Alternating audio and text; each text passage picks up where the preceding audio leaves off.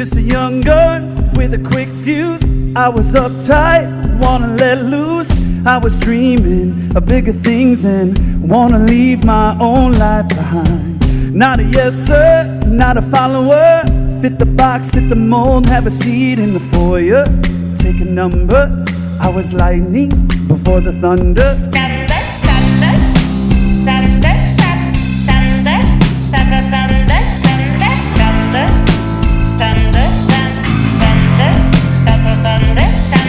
Thunder, feel the thunder, lightning and the thunder. Thunder, feel the thunder, lightning and the thunder, thunder, thunder.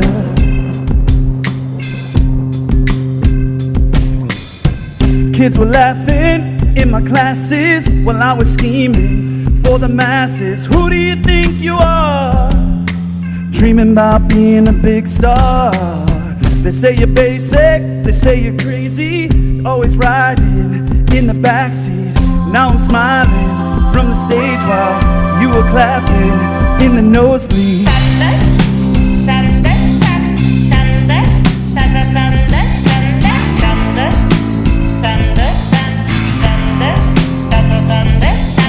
Thunder, feel the thunder, lightning and the thunder.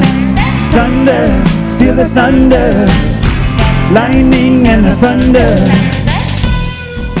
I've been nice to you, and you are having an attitude problem.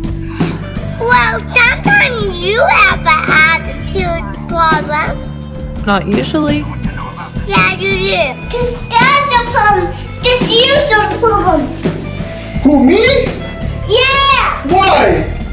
Because you're the one that's not. Thunder, feel the thunder, lightning and the thunder. Thunder, feel the thunder, lightning and the thunder. Thunder, feel the thunder, lightning and the thunder.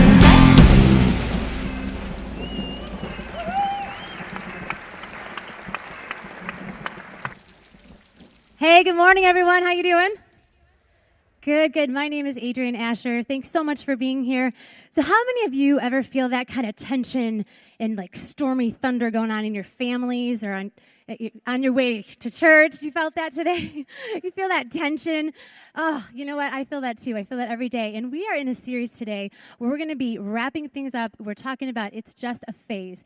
And we're going to be looking at how we can go into our relationships and we can communicate with our families and our loved ones and our kids, and we can set boundaries with our children, but we can value the relationships that we're in more than the fighting, right? So I'm really excited to have Drew Daniels here. Drew is our director of 1829, and he is an amazing communicator. He loves Jesus. He's great, and I'm really excited to hear again his heart on this topic. But before Drew comes up, I want to bring up Tyler Verrier. Tyler is our student ministries director here at Clinton Township, and there are a lot of great opportunities for our students to get involved in things, and I want Tyler to tell you a little bit about that. Yeah, thanks so much. Hey guys, like Adrienne said, my name is Tyler, and I am the Student Ministries Director here at Clinton Township. And I wanted to share with you about a very cool trip we have coming up for our students in 6th through 12th grade. So it's our Student Serve Camp, and it's going to be incredible, and I want to tell you why I'm so excited about it. So we believe, our team got together this summer, and we believe that students' lives change the most when they serve, when they get outside of themselves, when they break the routines. I know those of you in the room with kids know how crazy your kids' schedules can be. Going to school, keeping up with the sports, staying on top of the social circles, and going hang with their friends, right? We believe real, lasting life change comes when they get an opportunity to serve. So this week is going to be incredible. It's going to be in Racine, Wisconsin.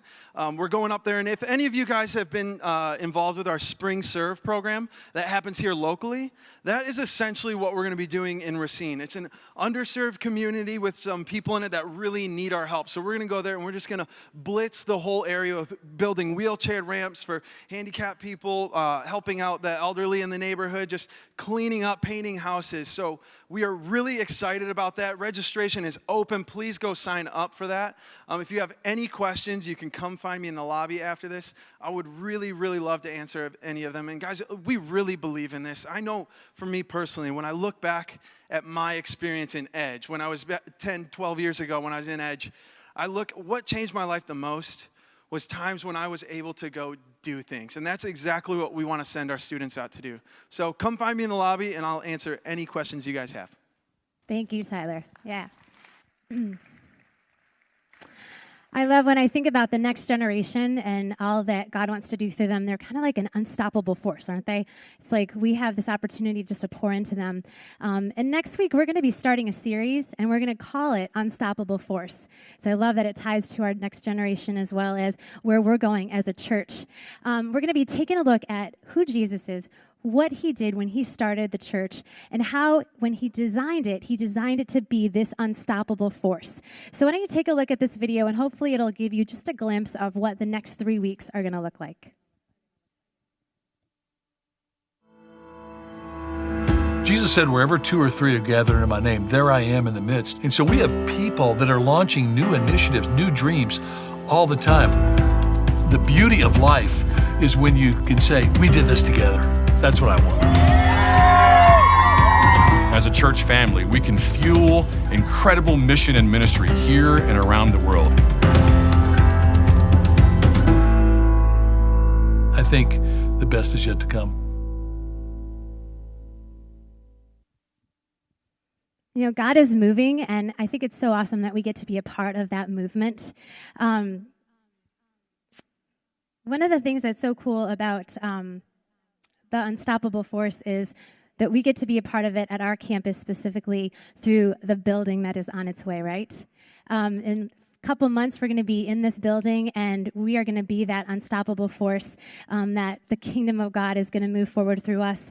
And maybe you haven't had a chance yet to see kind of the progress of what is going on with the building and how far we've kind of come with that. So we wanted to just show you a little bit about where we are. So please welcome back Frankie, the intern, in this video. Oh my gosh, this thing is like a polar vortex. Can you see it, Tom? Oh my gosh, it's so hot.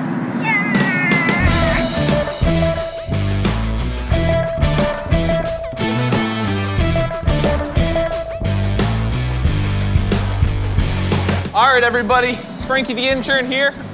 We're back to check out the Clinton Township building. We're gonna get to go on a tour today. I'm pretty excited. It's our lucky day. All right, everybody, this way. This is where we're going now. Something we're really excited about for this room in particular, though, is that if our alpha class really works out, we're gonna be starting beta and Charlie. Okay, you guys, this is the multi-purpose room. It's gonna be used for alpha and celebrate recovery. They're gonna have a production booth here in the back. Wow, is this the lobby? Oh my gosh. Wow, just like several months ago, there was no roof, there was no walls. This is incredible. I've got a lot of pride and joys in this building, but I gotta tell you, one of them is the men's bathroom. So come here, check it out, look at this. Wow. You got your sinks, but the best part is, look, how many stalls you got, look how many urinals you got. Oh man. Look at that. Praise the Lord. And this one right here will be one with a handicap.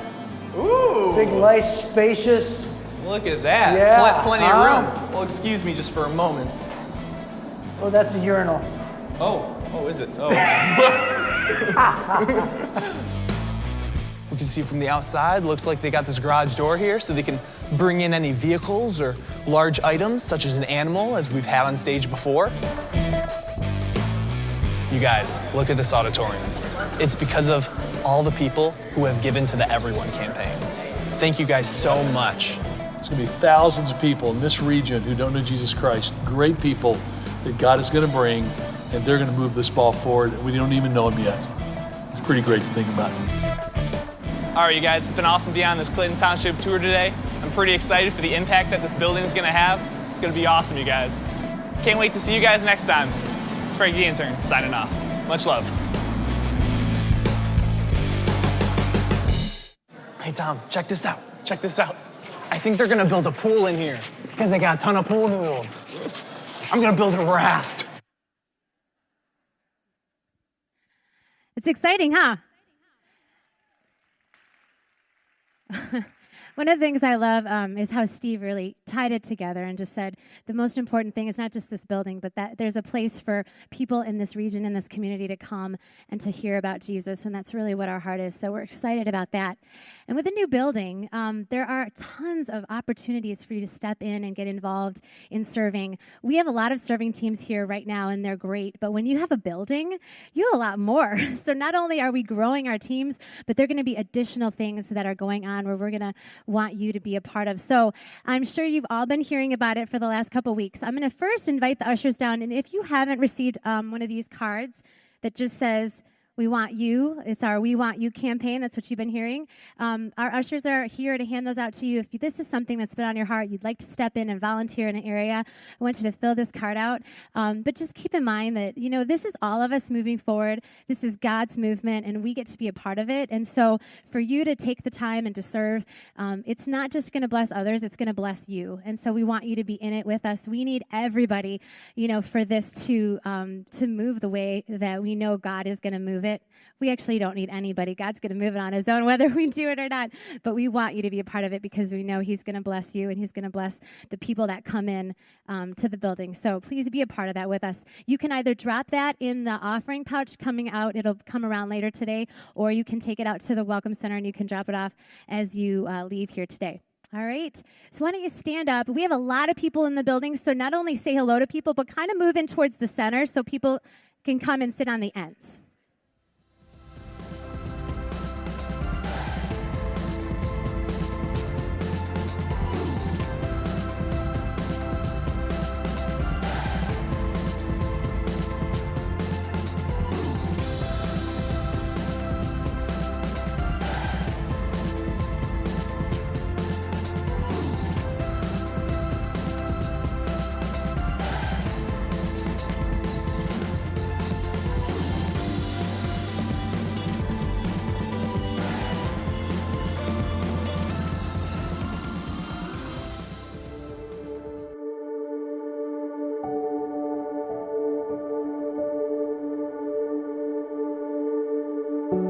Oh, look! She took her first step.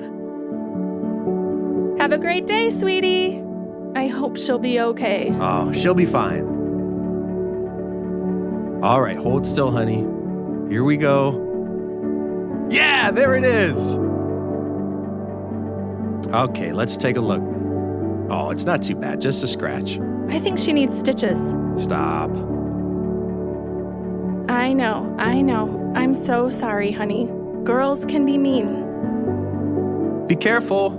And remember, everyone out there is an idiot. Ugh. Oh, honey, you look so beautiful. What's his name? Seriously? Oh, look at you. My goodness. Honey, we're really proud of you. Okay, you're gonna do great. I'll FaceTime you around 4 every day. We'll see about that. Are you okay?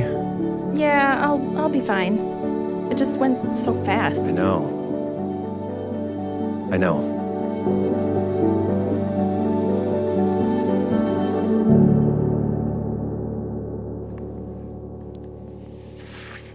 Well, good morning, everyone. How you doing? Man, I'm so glad to be with all of y'all this morning. My name is Drew Daniels. I work on the staff team here at Kensington. I've been on staff for about 4 years now. I serve in our 1829 ministry, which is our young adults ministry, ages 18 through 29, cleverly titled. But before this, I actually worked with our teenagers at our Troy location for about the better part of 2 years, maybe 3.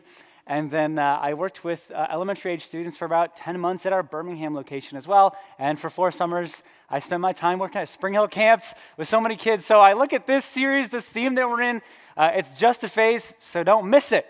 Talking about parenting and family life and how to really invest in the relationships that seem to really matter. If you haven't been joining us in this journey, the first week that we we're together. We talked about how the family represents warmth, and it's red, and it's home, and it's a haven, and how the church, it represents yellow because it's the light of the world. And when you bring them together, man, it's a beautiful orange kind of color, and that they need to collide in order for a child's life to grow and for them to feel like they matter in this world. And last week we talked about, man, when you realize how much time you have left with a child, that time begins to matter even more.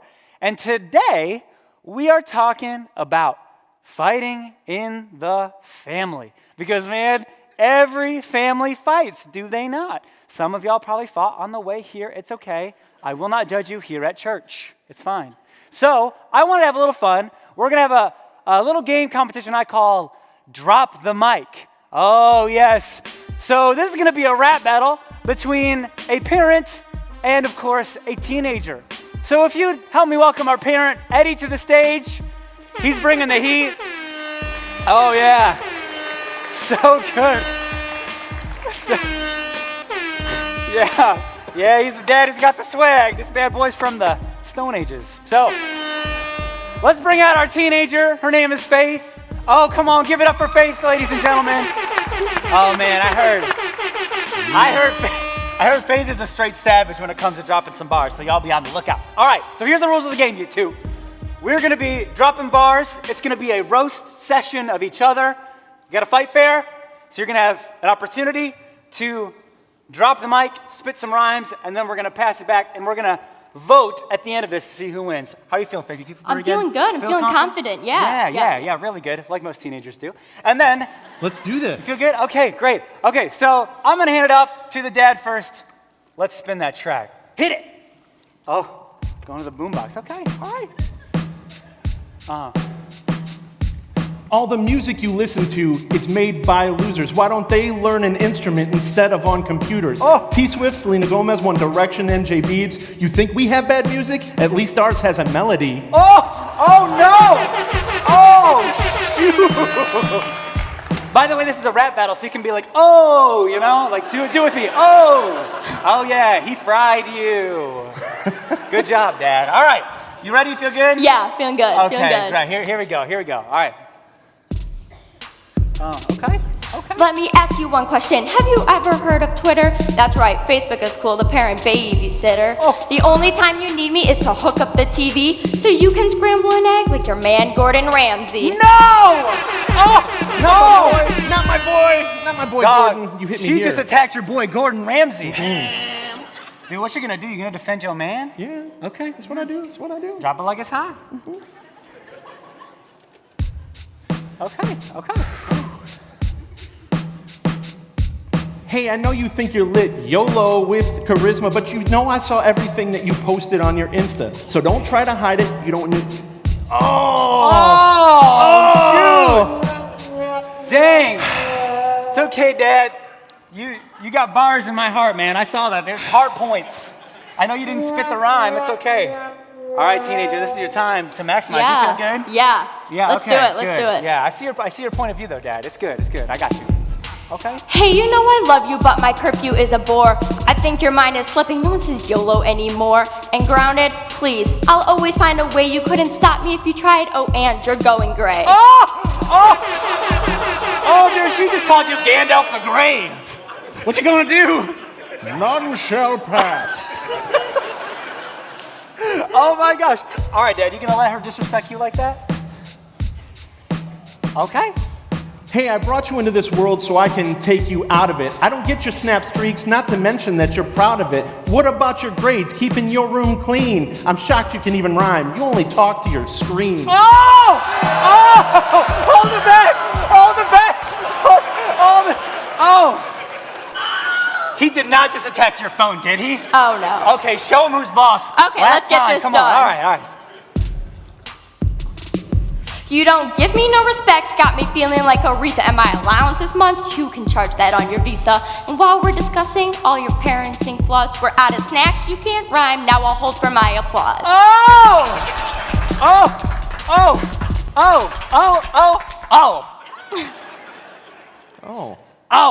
All right. So here we go. We got to measure, we got to see who wins, so it's based by a round of applause. So let's take our contestants. Who thinks Eddie, our parent, wins this rap battle at the bar?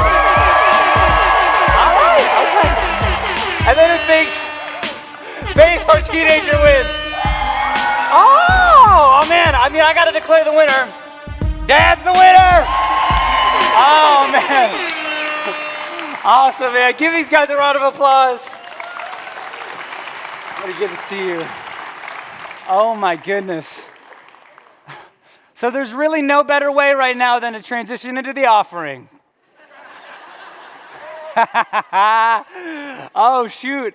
So hey, honestly, in all seriousness, this is a moment. If you are a guest here with us, your first time, you're new to this whole Kensington thing, this is a no pressure moment, no obligation. This is for us who call Kensington home, who we believe that God has given to us generously. And so with what he has given us, we want to be generous back as a symbol and sign of our trust that he can always and will provide. In fact, me and my wife, we actually give online, and I've loved seeing the way that God has moved through our finances. Well, hey, as we have kind of seen through this rap battle and in the series, man, we're talking about the tension today, everybody. We're talking about the pain of our life. We're talking about how every single family, man, you can't escape it. Everybody seems to fight. And so how do we handle this tension? And so I believe in this room right now, I believe that there are two types of parents in this room. The first type of parent is what I like to call the rules parent, right? Love the letter of the law. You love the way that things that have an organization and a structure. You got those curfews in place. And then the second type of parent are my people. It's the relaxed, more relationship parent. Yeah, you feel me? Okay, so I kind of want to see who I got in the room. Who are the rules-based parents in here? Oh man, look how well you followed the rules. You raise your hand. Man, you guys love chore charts and Excel spreadsheet documents of meal planning. Man, my people right there. All right, so who are my relaxed relational type parents? Let's see you. Hey, come on. I'm genetically predisposed. I'm going to be like you. Of course, you can have cake. It's only 8 a.m., right? Be in the friendship. So for me and my family, my mom, she was a little bit more of a rules mom, because mom's a rule, of course. Shout out to the mom's rule. Come on. I know y'all got excited when I talked about chore charts. She's like, yes, you go, Mom. But my mom, she's a little bit of a rules mom, not so much in the sense of what I couldn't do, who I couldn't hang out with. She was more about responsibility. She wanted me to contribute to the household. She loved cleanliness, and so she had chore charts. You know, we had our weekend things that we had to do, and she just loved when we would be involved in things. And so she'd always say things to us like, hey, boys, can you help me out tomorrow? I want to just nail some drywall for about 3 hours starting in the morning. Then we're going to make all the trees in the front yard move to the backyard. We're going to move the garage from the left side of the house to the right, and then we're going to take off those gross clothes you have on. And that was my mom. And I will say this one thing. The one thing that my mom did that absolutely scarred me, as a teenager in high school, when we were driving to school with my friends in the car, she would pray every day for us in front of my friends, man. And we'd just be pulling up, and I'd be like, oh, Mom, please don't, please don't. She'd be like, Lord, bless these boys in Jesus' name. And I'd be like, yes, God, bless this car. Oh, man. Oh, as a teenage son, man, I miss it, that I'll tell you. And so that was kind of my mom, but my dad, he was a little bit more relaxed, relationship type. You know, when I'd wake up, for instance, I'd go downstairs and he'd be like making breakfast, and he's a little more of an acts of service guy, and he'd be like Windexing everything, and I'd be like, hey, Dad, like, do you need any of my help? And he'd just be like, Drew, no, you go sit down, you enjoy yourself, and you just sit there and look good. And I was like, oh, I don't mind if I do, you know? And so my dad was a little bit more relaxed in his nature, and we had a great friendship, and he was great. But for me, and of course, and this happens in all of our families, there's usually some pain points. And for me, around when I was 10 years old, my parents decided to split, and they got a divorce. And so my dad moved out of the home, and I would say from roughly about age 10 to age 15 or 16, my parents used me and my identical twin brother, who you don't even know if it's me or him on the stage right now, and my sister, and they would make us try to choose who we should believe, who we believe was right in the situation. And it caused a lot of tension, it caused a lot of pain, caused a lot of bitterness, and a lot of resentment towards both of our parents in this situation. And so my mom, who was my rules-oriented mom, she had to raise 3 teenagers by herself. And so when she would come home and we wouldn't contribute because we were defiant and teenagers who sleep in till 2 p.m., a lot of things didn't get done. And so she'd be exasperated. And we lost a lot of respect, so there's a lot of pain in that. And my mom was suffering through a lot of hurt. And then my dad, I would say, for somebody who's already relaxed relationally because he moved away, just by nature of moving away, became even more relaxed. And the intention of relationship from him to us was removed from us, and it kind of became a little bit more unintentional. And so that caused a lot of pain. And I think for me, I began to guard myself from having intimacy with my parents. And I think when it comes to our children and our families, we know that we can't live at either of the extremes of being highly rules or highly relationship. Because we know that relationship has many good things. It makes a child feel loved. It makes a child feel secure and like they're worthy and that they are fun to be around. And then if you are a rules parent, it helps provide a lot of safety and guardrails and provision and direction and purpose to know that somebody is looking out and providing the boundaries in which we are free to live life in a way that is vibrant and life-giving. And so both are good, but we know the happy medium, we have to live in both, because I think for so many of us parents, or for those of us who even have parents, we begin to go towards the one that we believe is going to work. If we are too rules-oriented, we begin to relax a little bit and try to be friends and give them space. Or if we're too relaxed, we try to enforce more rules. And what happens is we all have some sort of pain points inside of our families. And so something I believe is that a lot of times when rules minus relationship equals rebellion, and likewise, relationship minus rules also equals rebellion. If you have all rules and no fun, then a person doesn't have a child doesn't have love towards their parent. And if you have all relationship, but there's no rules, there's no respect that's given, and so a child could bulldoze their parents and show disrespect about any rules that are tried to be placed. But something that I believe is that rebellion also equals pain. Is that rebellion in any form or essence, whether it comes as rejection, whether it comes as misunderstanding, or a piece of vulnerability that was betrayed, it causes pain in the relationship, and it experiences on both ends. And I think as parents, it's hard to admit that we actually are hurting because of what our children say to us. Is that I'm supposed to be the authority, I have raised you, I have created you, but there are things that you can say that actually hurt me in my person. There are things that you can say that can make me bitter inside and make me feel pain. And so we stay up late at night, late into the night, worrying over our children and wondering what they actually think about us, and are heartbroken over the strained relationship and the closed doors in our face. And then I think for many of us children, at one point, we were all children. And so we all understand what it's like to have pain in the realm of our parents. The parents who maybe didn't affirm us, the parents who maybe never showed intention and investment into our soul, the parents who we felt like maybe even abandoned us for some of us. And I think our children maybe have some sense of that maybe our parents, they don't really listen to me when I'm actually hurting. And yeah, I know that they have listened to me, but they're telling me to get over it, and they're just missing the pain and the vulnerability that I'm trying to showcase before them. So for me and my family, when it was just my mother and my siblings, I had a ton of defiance and disrespect from my mom. Because I think as a teenage son, my mom loved me as a son, but I wanted to get respected like a man from my mom. And so when my mom would give a lot of orders and a lot of rules to follow, I felt defiant, and I would buck that system. And on top of being a teenage boy who was rather lazy and slow to move, it just created a lot of ruffled feathers. And so it came to such a point where I rejected my mom pretty much in the sense of being in a relationship, where I didn't want to look at her, I didn't want to talk with her, I didn't want to engage with her about her day. And so I did the classic teenage boy thing where you just shut up and look forward at the dinner table. And one night, my mom came home, and we didn't empty out the dishwasher, as you don't. And by the way, I'm pretty sure dishwashers are invented by Satan, because that caused more division in my house than Satan ever did. All the moms are like, yes, amen. And it caused this huge fight because my mom was exasperated and at her wit's end because of this relational strain. And it got into one of those huge fights as a family that kind of disrupts the haven that you live in. And There was a moment that actually really shifted my relationship with my mother, my brother's relationship with our mother.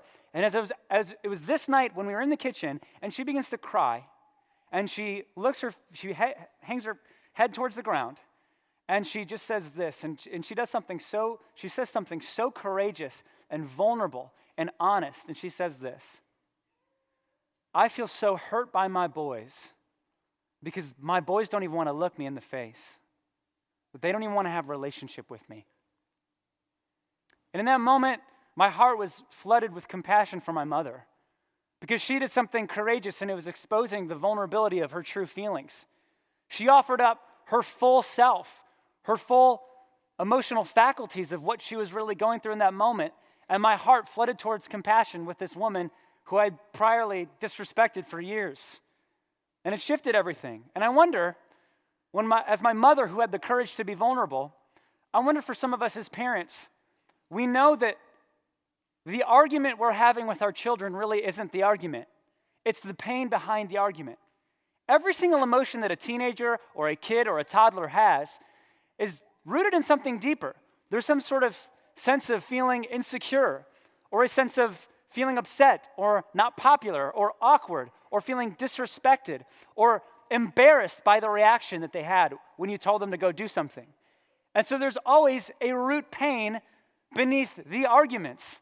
And sometimes we like to focus way more on our children's problems than we do our pain.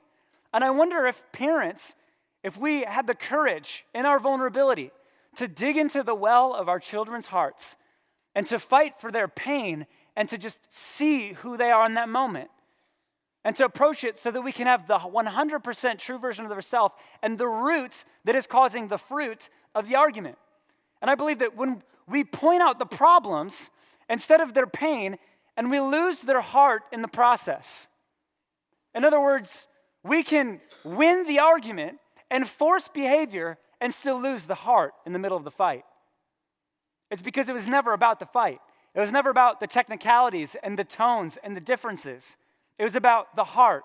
It was about the pain. It was about the roots that were growing so deeply underneath. And we all know this, especially in marriage. Maybe you don't have any children yet, and this is more maybe a little prep talk for your future, but maybe you're married or you're in a relationship and you see this happen all the time, man. I think for me and my marriage, man, I remember the first time I ever saw Natalie Daniels. Whew, man, I was like, oh my gosh, I love you, I gotta have you. And I Facebook stalked the mess out of that girl. I mean, it was like, oh my gosh. Call me Drew Swipe Right Daniels. Just no picture was left unturned. And I finally mustered up the courage, and I asked her out on a date, and we went on our first date, and slowly into our relationship, she had a lot of past pain from relationships, and so I put myself out there, and I said, hey, I want to do this thing. I think I like you. And she just says, honestly, I have so much pain in my past, I don't think I'm ready for it. She wasn't ready in her heart. And so I felt rejected. I felt rejected as a person, as a man who wasn't good enough, who maybe I felt like I should have been good enough. And so what happened is I then rejected her.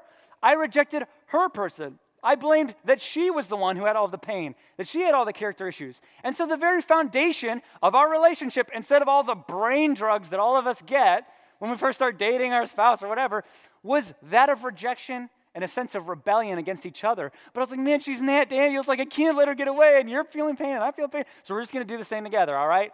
And we walked through that for about a few years in our relationship. We're just hurt. And a lot of bitterness happened, and who I was as a man shifted from being a guy who learned how to fight for the pain of people, but instead, I learned how to fight with somebody else. And I think for many of us, when it comes to fighting inside of our families, some of us try to be the more mature adult, or maybe we're even parenting our own parents who are ahead of us, and we try short-term patience to be mature, and when we try to be patient in the short term, maybe for a day or two, that we get met with a long-term root of bitterness. And this happens in marriage, it happens in relationships, maybe at work, it happens everywhere. And then we say, well, I tried. I mean, I did everything that I could. But the truth is that we were fighting the wrong thing, is that we needed a heart transformation, and we needed to find a higher value than just having more patience and trying harder to be good and nice. And so Jesus, He speaks so much to the Jewish culture in his day about what it's like to follow rules and what rules you really should follow. And how Jesus constantly, he points back to a higher value that isn't just about rules and all, but then maybe just showing tons of grace and ignoring that the rules matter. But Jesus always surprised people in how he spoke, how he responded to the people. That's what I actually love about the scriptures, man. It's like you dig in there, and there's always a surprise that's different from other pieces of ancient Near Eastern literature.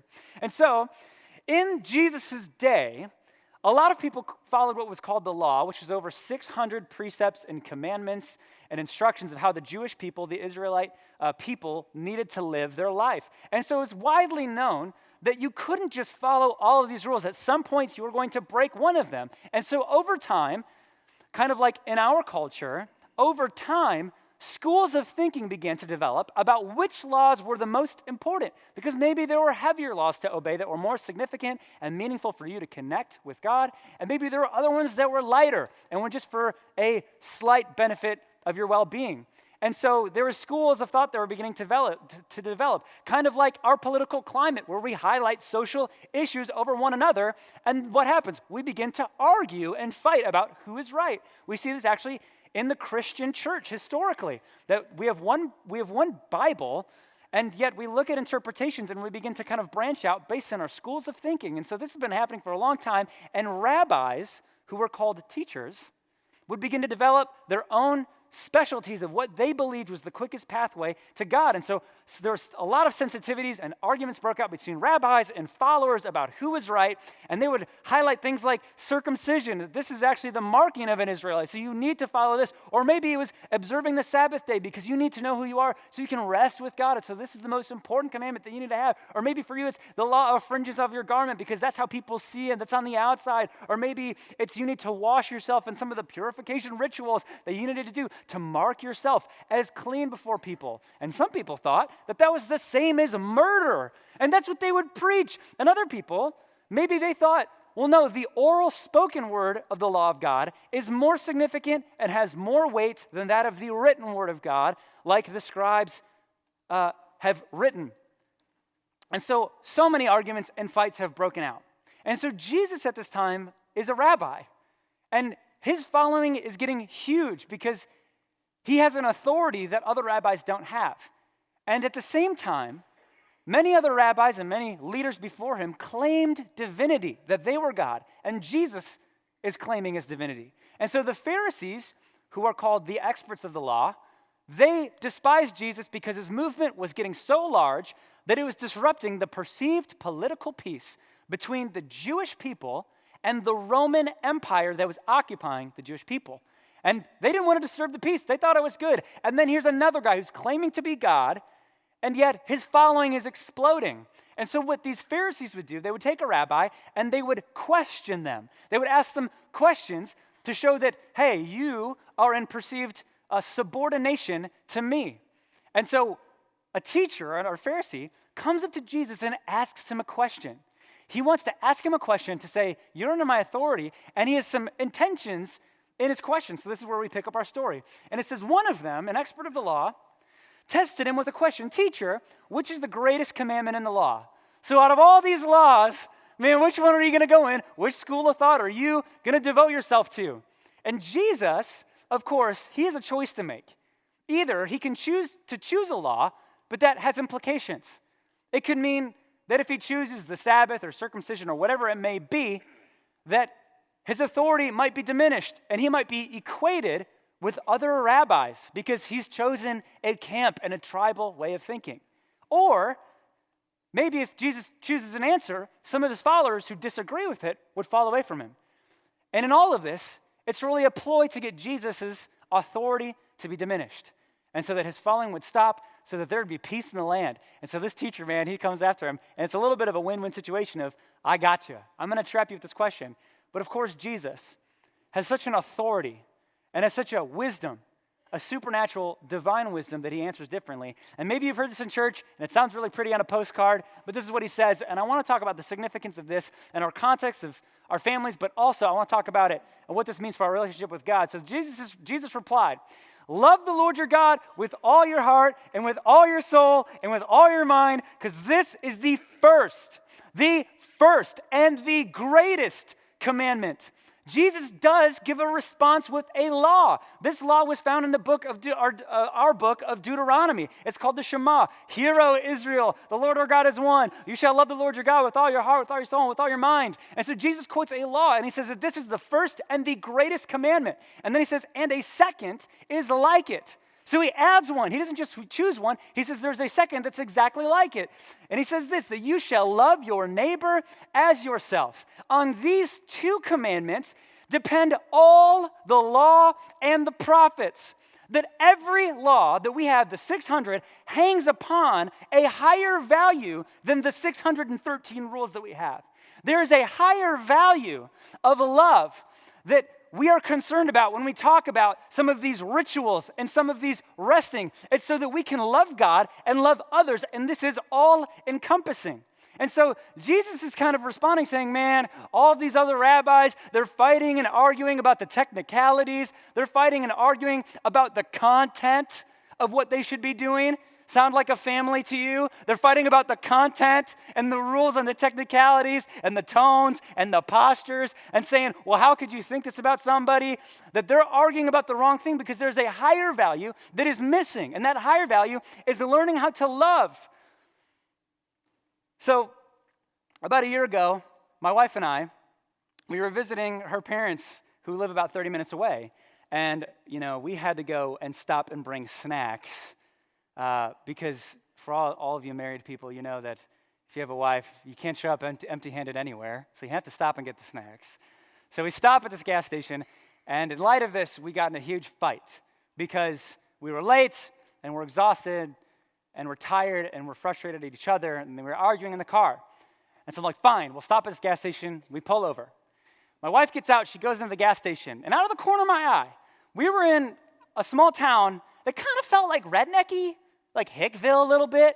And I saw these three dudes from the corner of my eye, and I was like, oh no. And the first guy, he had no shirt on, so that's kind of what tells you the situation was like. The second guy had a wife beater on, and the third guy kind of looked like a combination of Duck Dynasty and the other two guys. And so they're hooting and hollering, like, hey, walking into this gas station, being all boisterous. And I was like, oh, no, I see it. And I don't know if I have a spiritual gift or God was speaking to me, because he probably was. I unclick my seatbelt. I get out of the car. And these guys follow my wife in within a few paces of the store. And I was like, oh, no, they're gonna talk to my wife. And I felt it. Sure enough, my wife had found her way to the back of the store. They made a beeline to her and started to talk to her. Oh. No, they didn't. And so they went up to her and they're like, hey, pretty baby, why don't you give us a smile? Oh, man, I got 5 blind boys, 2 sounds. My fist hitting your face, you hitting the ground, bro. And so I walk up to them, and I thought of everything I could say in that moment, and I just walked to them and I said, hey, no. And I took my wife, and I left. And then he called me and he's like, hey, come on, man. Why won't you just give me a smile? And I looked at him and I mustered up everything and I said, you know what you did. You know what you did. And I took my wife and I left. So we got into the car. Oh, come on, man. I know. Ain't no thing, man. Ain't no thing. And we get into the car and my wife, she grabs my hand and she's like, thanks so much for coming there. I'm like, baby, it's good. Come on, I had a handle. She's like, man, you're so brave in there. I was like, I know, man. They were finished. Man, they were done. And she was like, yeah, they were really done, weren't they? I was like, yeah. But in that moment, actually, it's kind of funny because she did grab my hand and our fists locked, and we kind of felt that connection. It felt like Romeo and Juliet, man. It was like, man, we're fighting somebody else. We're getting together, and it was this connection, and it made us stop fighting. And kind of looking back on that moment, I realized one thing, and it's this fighting for my wife is better than fighting with her. It's better to fight for the person that I'm with than it is just to be an argument about things. And I think when it comes to our families and the pain that we experience and the fights we experience, is that there's a higher value of fighting for the heart. It's not about winning the argument. It's not about the behavior or that tone that they use every single time that they talk to us. Because I think when we love, we fight for the heart to win the soul. I'm not going to fight with you, I'm going to fight for you. We don't try to win, we try to help them win in life. It's not about the tones. It was never about the technicalities. It was never about the content of the argument or the rules that were disobeyed, that there's a different heart posture. And I think as parents, if we can provide a haven of safe vulnerability and total trust and a higher value of love by fighting for their heart to win their soul, they will feel the peace and the safety and they will open up. In fact, I believe that fighting for their heart now is fighting for their future later. Is that they are in a phase, and this phase matters, and it only happens one time. And so what are you going to do with the time that you have? Because it matters even more now, because when you fight for their heart now, you're investing into their future later. There's a guy who heard about a divorced mom who had a few sons who played hockey, and he felt like he needed to go to their game, and so he showed up at their game, and he heard God speak to him and said, I want you to spend time with those boys. And his name was Nick Smith, and Nick Smith was my youth pastor. And he fought for my heart in a time where I felt like I didn't have anyone fighting for me. And he spoke words of encouragement that shaped my soul, and it made me believe in myself. And a part of me wonders, if he didn't come along and make my faith interesting, and if he didn't really show me who Jesus was with the way that he loved me, would I be some 26-year-old guy with a man bun standing on a stage before you? Because he fought for my heart in the past and it impacted my future. And I'm forever grateful. And it's no wonder that I get verklempt when I think about it, because he meant the world to me. And I think fighting for their pain is the same thing. Because I think when you fight for the heart, you fight for the pain, you fight for the root. Fighting for their aloneness. So many of our children are our teenagers. Man, the most dangerous thing in the world is to have a lock on your door and have too much internet access. Or maybe there's image issues that's causing them a lot of pain, or maybe you as a parent have personally caused them pain, and they are angry at you because of your restrictions. Or maybe they have pain because they know that they've rebelled and they have so much shame, but they can't help but rebel because at least they're getting attention. And it's about fighting for the pain in their life, to see them in their pain. Because it's not just enough, I think, for so many of our children just to hear about the pain, but we have to see them in their pain. And whether you don't even have kids here today and you're kind of wondering what this is all about, I think all of us in our life have some sort of pain point, and that there's a higher value of love that we need to attach to the pain. And so the thing that you need to do is you need to walk through your pain so that you can get to the higher value of love. And I think in our culture, man, we feel like we need to cover up our pain. We cover it and occasionally confess it.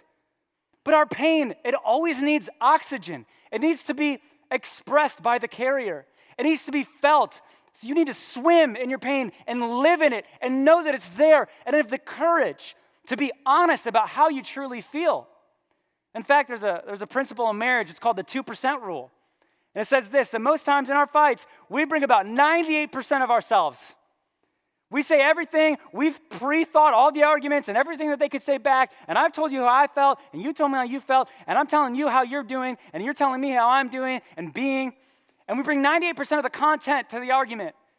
But there's a 2%, and it's how you really feel. It's the true emotions that underlie everything. And when you get to the 2%, you get 100% connection. And the 2% says, I was really embarrassed by my response when you told me that. And so I reacted and I was covering it up and I'm really sorry. The 2% says, I felt really insecure when you said that about me. And it made me feel like you loved this other person maybe more than me.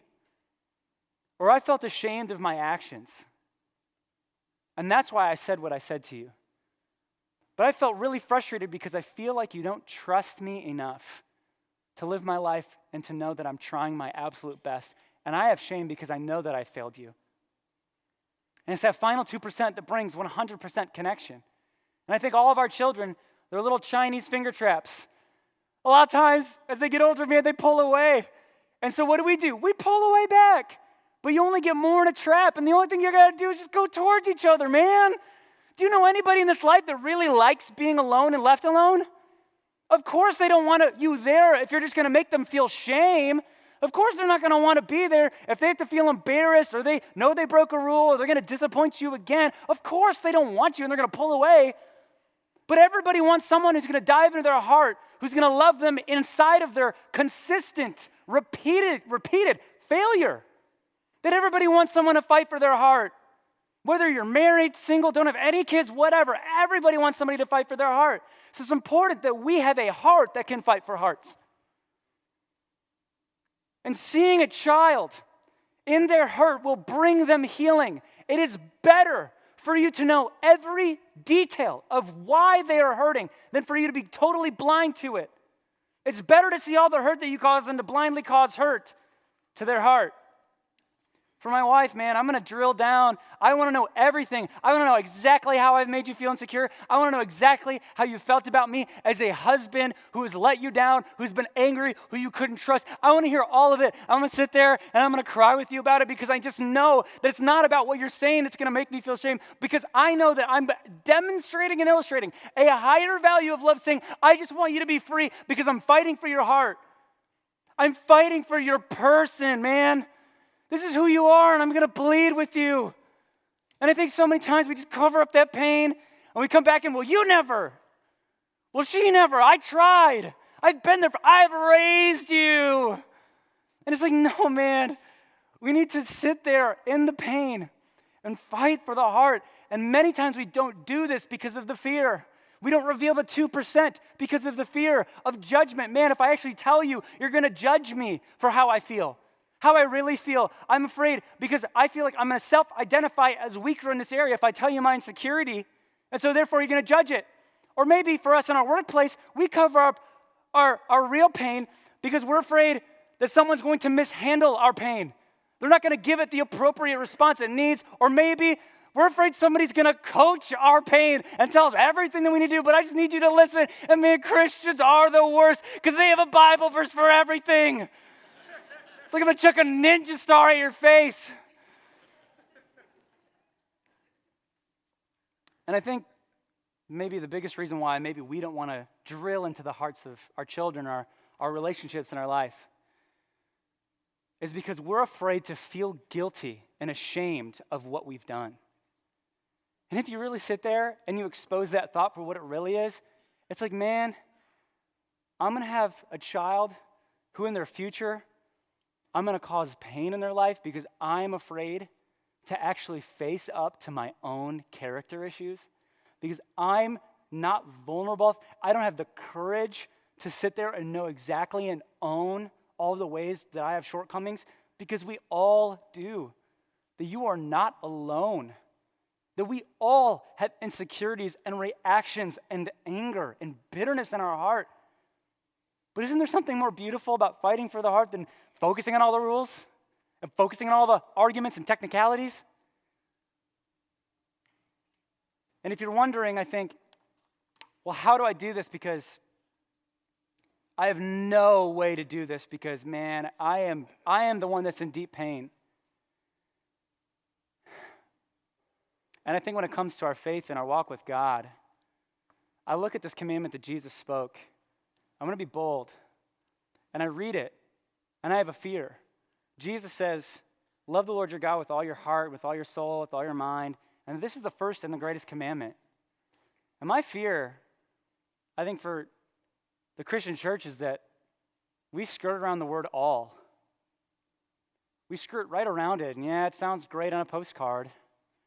And yeah, I agree with this verse as I sit in this auditorium. And yeah, I've heard that a lot before. But if you claim to follow Jesus and call him Lord, and you see that word all, that's everything. And I think for some of us, we need to have that surrender moment with God. But we need to have the courage to sit in our pain with God for maybe the ways that he's disappointed us or failed us or let us down. Because he's our Father, and maybe there's pain there. And for some of us, maybe we're not at the love with all strength, soul, mind. Maybe you need to offer up to God what you do have, which is your pain. And I love what King David spoke about in the Old Testament, because he committed adultery and had tremendous shame, and he was confronted by his prophet friend.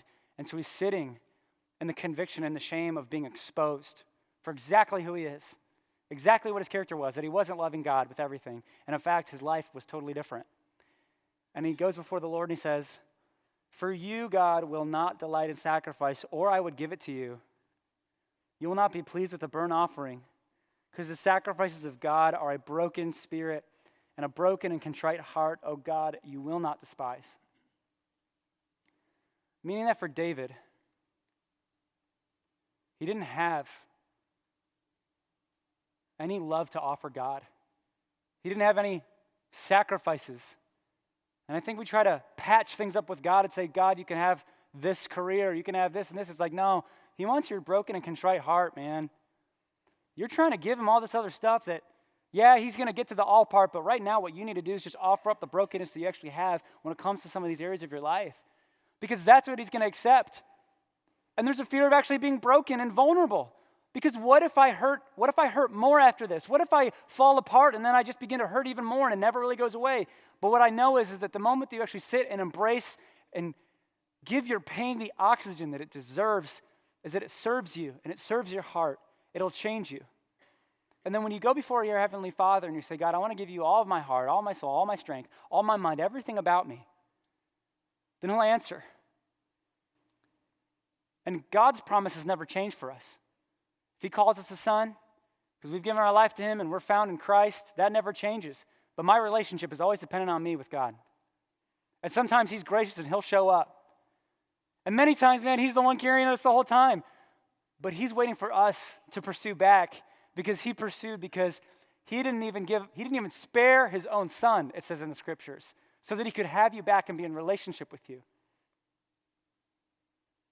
So maybe for some of you, you actually need to fight for the heart of God before you fight for anyone else. Because the minute you fight for the heart of God, you're fighting for your own heart. And that heart will change and fight for other hearts. And I think the last piece of anything that I would have to share, I felt like God really spoke to me. And you would think that it was when I was in a prayer closet and I had a ton of journals and a ton of tissues. But I was watching an episode of Grey's Anatomy. And the once bad boy Dr. Karev, who didn't have a father, was sitting in a waiting room with a patient whose wife was giving birth to a kid, and the wife might possibly die. And so this guy is freaking out, and he looks to the bad boy Dr. Karev, and he says, I don't know how to do this parenting thing, man. I don't even know what to do. What do I do? And Dr. Karev, from his painful past, he gives the most astounding response. He says, well, it's easy. All you got to do is show up.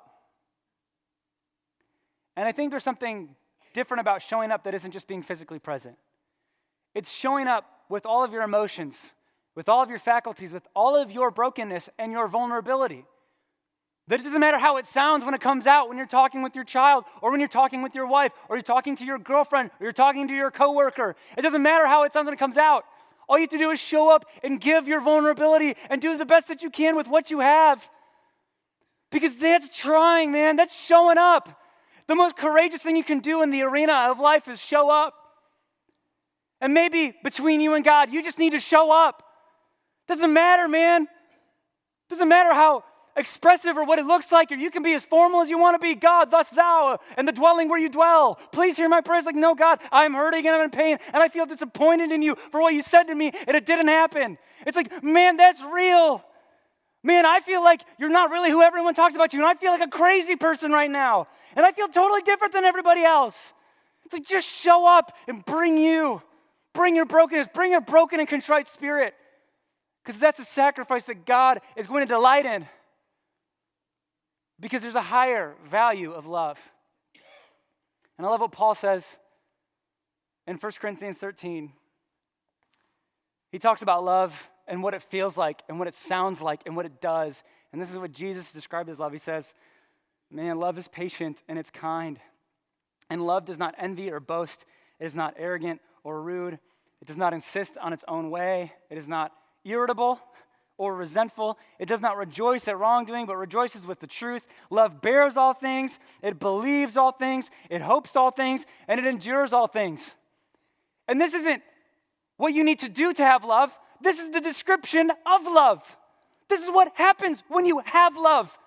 It's not about you doing love. While love is a choice, sometimes the most loving thing that you can do is be broken and be honest in a courageous way. And for some of you, while you're waiting on God, you realize that this isn't an overnight this is not an overnight change. This is not something you just do in a moment, but instead, this is something that God is going to do over the course of time, because love is actually spelled T-I-M-E. And so maybe for some of us in here, you just need to wait on God and have him slowly transform you into the image of his Son, and slowly transform you into the image of Jesus. And maybe some of you, you need to meet Jesus. You need to know who he is, because he's the Savior God who says you don't have to fix yourself and work your way, man. I'm going to die for you so that you can have life in me, and we can have relationship. That all of it was so that God could be in relationship. It was never about you following rules. Really? You think I care that you enter into a specific address and location every single Sunday, and that's what's going to make you holy? It's like, no, I want your heart. I want everything about you. That's what love is. And so as we sing our next song, we're talking about courage and waiting on God. And some of us, we need to have the courage to actually dive into our heart and actually be vulnerable. And maybe for some of us, you just don't do that. Maybe others of us, we need to have the courage to have the conversation, to be honest and sit there and fight in the trenches for the hearts of many. And when it comes to our children, when you fight for their heart now, you fight for their future later. Would you pray with me?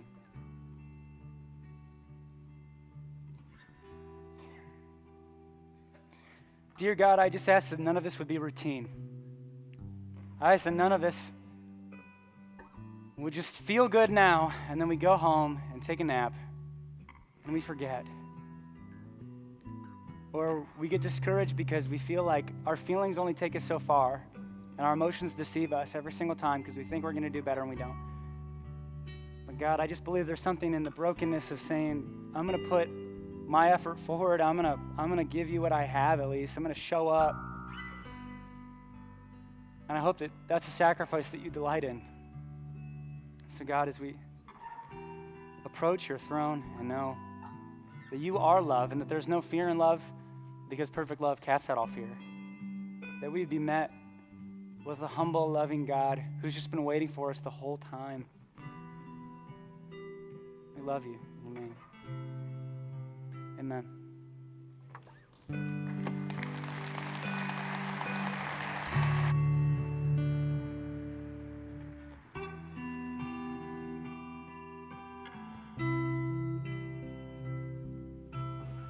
Slow down, take time, breathe in, he said he'd reveal what's to come. The thoughts in his mind, always higher than mine, he'll reveal all to come. So take courage, my heart, stay steadfast, my soul. He's in the waiting. He's in the waiting. And hold on to your hope as your triumph unfolds. He's never failing. He's never failing. Oh.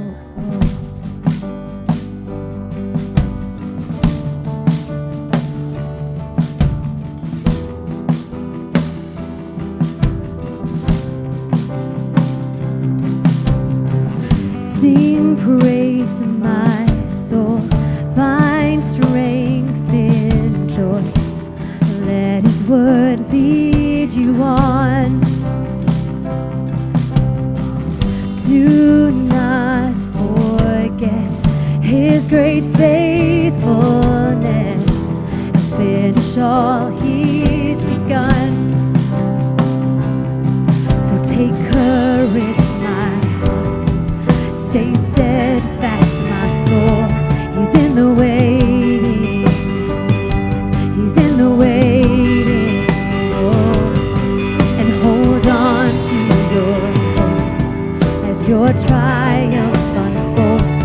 He's never failing. He's never failing. Oh, so take courage, my heart. Stay steadfast to my soul. He's in the waiting. He's in the waiting. Oh, hold on to your hope as your triumph unfolds. He's never failing. He's never failing.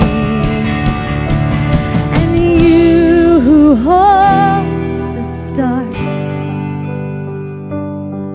you call them each by name. Oh, you do.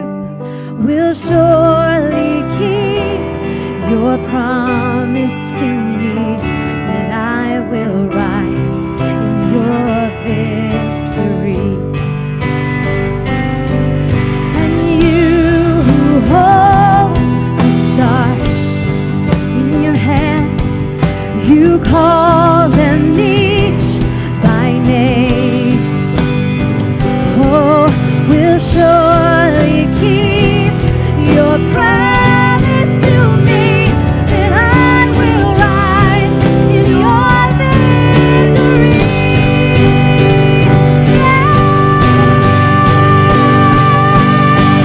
Take courage, my heart. Stay steadfast, my soul. He's in the waiting. He's in the waiting. Oh, hold on to your hope as your triumph unfolds. He's never failing. He's never failing. Oh, so take courage, my heart. Stay steadfast, my soul. He's in the waiting. He's in the waiting. Oh, hold on to your hope. Watch your triumph unfold. He's never failing. He's never failing. Yeah. Take courage, my heart. Stay steadfast, my soul. He's in the waiting. He's in the waiting. And hold on to your hope as your triumph unfolds. He's never failing. He's never failing.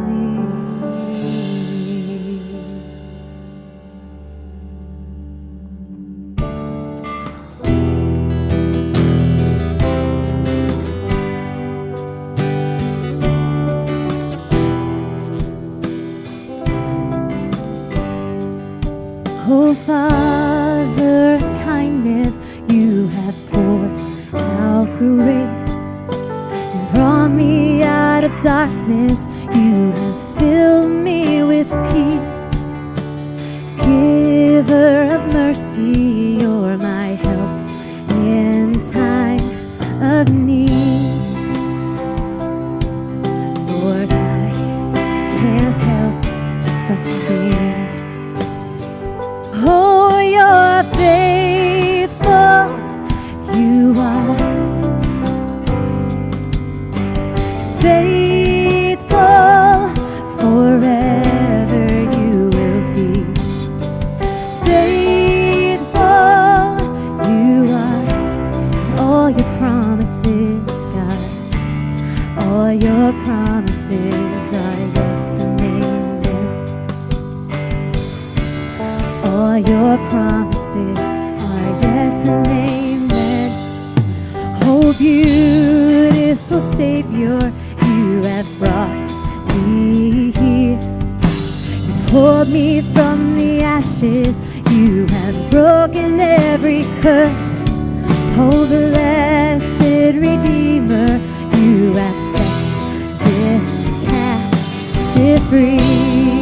You did, and Lord, I can't help but sing. Oh, you're faithful. You are. Oh, you are faithful. Forever you will be faithful. You are, and all your promises, all your promises are yes and amen. Oh, all your promises are yes and amen. So I will rest in your promises. My confidence, oh, it's found in you, is in your faithfulness. And I will rest in your promises. My confidence, oh, it's in your faithful. I will rest. I will rest in your promises. My confidence is your faithfulness. Oh, I will rest in your promises. My confidence, oh, is in you, it's in your faithfulness. Oh, faithful you are. Faithful, forever you will be. Faithful you are. All your promises are yes and amen. All your promises are yes and amen. Oh, we thank you. And all your promises are yes and amen.